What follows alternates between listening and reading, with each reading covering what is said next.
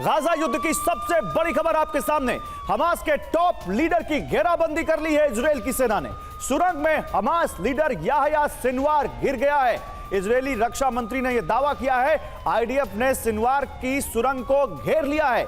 Israel के रक्षा मंत्री कह रहे हैं कि हमने याह्या सिनवार, जो कि इस पूरे 7 अक्टूबर के हमले का मास्टरमाइंड है, हमास का टॉप लीडर है, उसको घेर लिया है और किसी भी वक्त सिनवार का खात्मा हो सकता है। 7 अक्टूबर के मास्टरमाइंड और हमास के नंबर 2 कमांडर सिनवार को इजरायल की सेना ने चारों तरफ से घेरा हुआ है। तो 33 दिन के गाजा युद्ध का सबसे खतरनाक मोड़ आ चुका है। इजरायली फौज ने हमास की सुरंग को चारों ओर से घेर लिया है। इजरायली डिफेंस फोर्स का दावा है कि सुरंग में गाजा का लादेन भी फंस गया है, जिसका नाम है याह्या सिनवार, जो 7 अक्टूबर के हमले का मास्टरमाइंड है।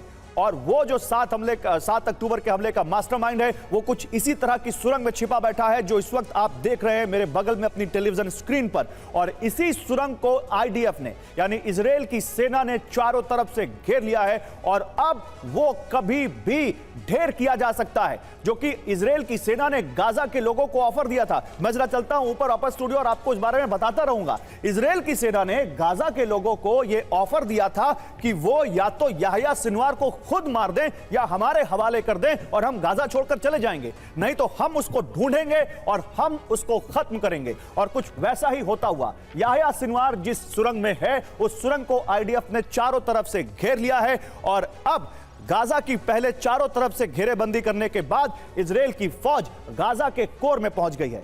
आईडीएफ ने अब तक 5 चरण में गाजा युद्ध को लड़ा है। पहला चरण जब इजरायली फौज ने जमीन से हमला बोला और गाजा की तरफ आगे बढ़े, वही दूसरा चरण था गाजा पर ताबड़तोड़ एयर स्ट्राइक का, जिसके बाद हमास ठिकाने धराशायी हो गए। तीसरे चरण में इजरायली नेवी ने समंदर से गाजा पर हमला बोला, जबकि चौथे चरण में इजरायली फोर्स ने बमबारी करके गाजा में कई गड्ढे खोद दिए और उसी के जरिए टनल तक पहुंचे।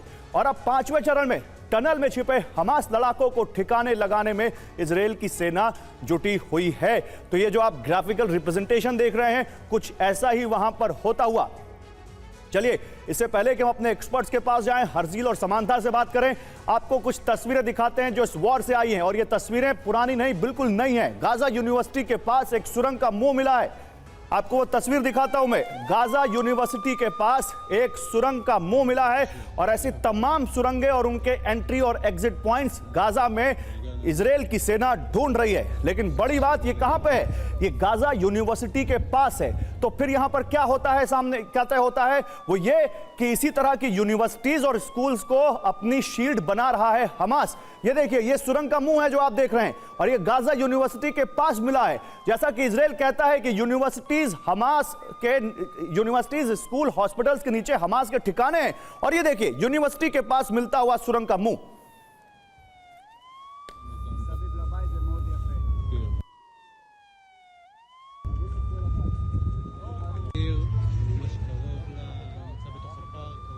तो ये तस्वीर आपने देखी, ये यहां पर आप देख सकते हैं कैसे गाजा यूनिवर्सिटी के पास सुरंग का मुंह मिला है। लेकिन अब आपको अगली तस्वीर दिखाते हैं। अगली तस्वीर है हमास से जब्त किए गए हथियारों की। ये देखिए, और ये हथियार जैसे लगता है हमास किसी वॉर की तैयारी कर रहा था। ये तो जब्त किए गए हथियार है। अभी न जाने कितने और किस तरह के हथियार हमास के पास हैं, जिनका इस्तेमाल वो इजरायल की सेना के खिलाफ कर रहा है। हजारों रॉकेट दाग चुका है, उसके पास एंटी टैंक मिसाइल्स हैं, उसके पास टॉर्पीडो है जिसका वो खुद यहां प्रचार करता है, उसके पास तमाम तरह की अल्ट्रा मॉडर्न गन्स हैं। ईरान उसको पता नहीं कैसे कैसे हथियार मुहैया करा रहा है और ये वो हथियार हैं जो हमास से अभी तक जब्त किए हैं इजरायल की सेना ने। आगे बढ़ते हैं, गाजा के समुद्री तट पर गश्त लगाती इजरायली सेना की तस्वीर आपको दिखाते हैं, क्योंकि जो मेडिटेरियन सी है, भूमध्य सागर है, वहां से भी हमास घुसपैठ कर सकते हैं और इसीलिए समुद्री तट पर भी बिल्कुल वहां पर तैनात है, अलर्ट है इजरायल की फोर्स। और उसका सबूत ये तस्वीरें कि परिंदा भी वहां से पर ना मार सके, क्योंकि 7 अक्टूबर को इधर से भी आए थे हमास के लड़ाके। एक और तस्वीर, सुआफत कैंप में तलाशी के लिए इजरायली सेना जाती हुई। ये आप देख सकते हैं, ये इजरायल की सेना की कतारें आप देख रहे हैं कैसे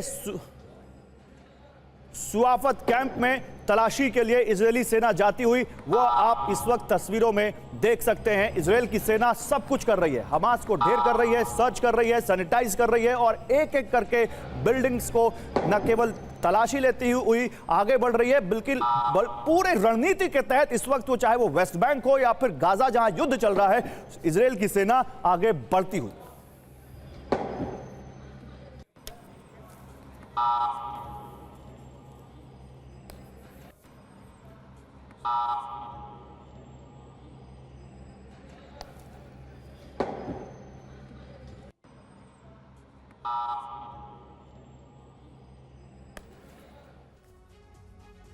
तो देखिए अब आपको दिखाते हैं कि इजरायल की सेना हमास के खात्मे के मिशन में जुटी है। इसके लिए गाजा पट्टी में जमीन पर आमने सामने की जंग चल रही है तो आसमान से बेहिसाब बमबारी हो रही है। इजरायल के प्रधानमंत्री बेंजामिन नेतन्याहू ने गाजा सिटी के दिल में आईडीएफ के दाखिल होने का ऐलान किया है तो रक्षा मंत्री योव गैलेंट ने गाजा में हमास की नकेल कस देने की बात कही है। ये देखिए आपके सामने, ये यहां पर हम जो ग्राफिक्स के जरिए दिखा रहे हैं हमास की नकेल कैसे कसी गई है। इजरायल की सरकार ने कहा है कि उनकी सेना का एक ही मकसद है, हमास के आतंकियों और उसके इंफ्रास्ट्रक्चर यानी सुरंगें और लॉन्च पैड, कमांडर, बंकर और कम्युनिकेशन रूम को तबाह करना।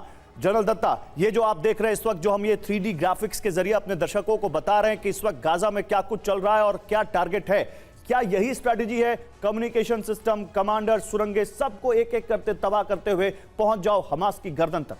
बिल्कुल। अभी जहां तक नॉर्दर्न गाजा का सवाल है, नॉर्थ वेस्ट गाजा जो मेडिटेरेनियन की साइड से है, पूरा एरिया उन्होंने वेस्ट की तरफ से कवर करके नीचे आए हैं। सेंटर से उन्होंने काट के जो वादी गाजा का इलाका है वो मेडिटेरेनियन तक उसको लिंक अप हो गया है। नॉर्थ ईस्ट की तरफ से एंट्री करके अभी गाजा सिटी को उन्होंने घेर लिया चारों तरफ से। अभी गाजा सिटी जो सेंटर में आ जाती है, मेजर जो अभी जंग चल रही है गाजा सिटी में चल रही है और उसको घेर के जो फाइटिंग इन बिल्डअप एरिया का अभी जो अब ये मंजर चल रहा है, उसके अंदर जो मैंने पहले भी जिक्र किया, उस जंग के अंदर इजराइल के स्पेशल फोर्सेस और गोलानी ब्रिगेड के जो लड़ाके हैं वो लड़ रहे हैं और उसके अंदर वो जो रिजर्विस्ट को इस्तेमाल नहीं कर रहे, क्योंकि जो फाइटिंग इन बिल्डअप एरिया में एक स्पेशल टेक्निक चाहिए होता है, वो कार्रवाई चल रही है अभी। और जो अभी इनके लीडर वगैरह घेर लिए गए हैं। जनरल, आप देखिए अभी तो 2, 4, 10 सुरंगें ही मिल रही हैं, 1300 सुरंगें बताई जा रही है। ये तो बहुत बड़ा टास्क है आईडीएफ के लिए। देखिए ऐसा है कि सुरंगें जितनी मर्जी हों, जब इन सुरंगों का बिजली, पानी और हवा बंद हो गई, इनके मुहाने बंद हो गए, सुरंग के अंदर कोई भी घुसा हुआ आदमी दम घुट के मर जाएगा। और साथ साथ में आईडीएफ ने पानी भी छोड़ना शुरू कर दिया है सुरंगों के अंदर, ताकि जहां और कुछ नहीं जाएगा तो पानी भर जाएगा, वो वैसे ही चौक हो जाएंगे। तो ये आप यकीन के मान के चलें, अभी जो इनके मेडिटेरेनियन की तरफ सुरंगें थी उनके अंदर सी वाटर डाला जाएगा।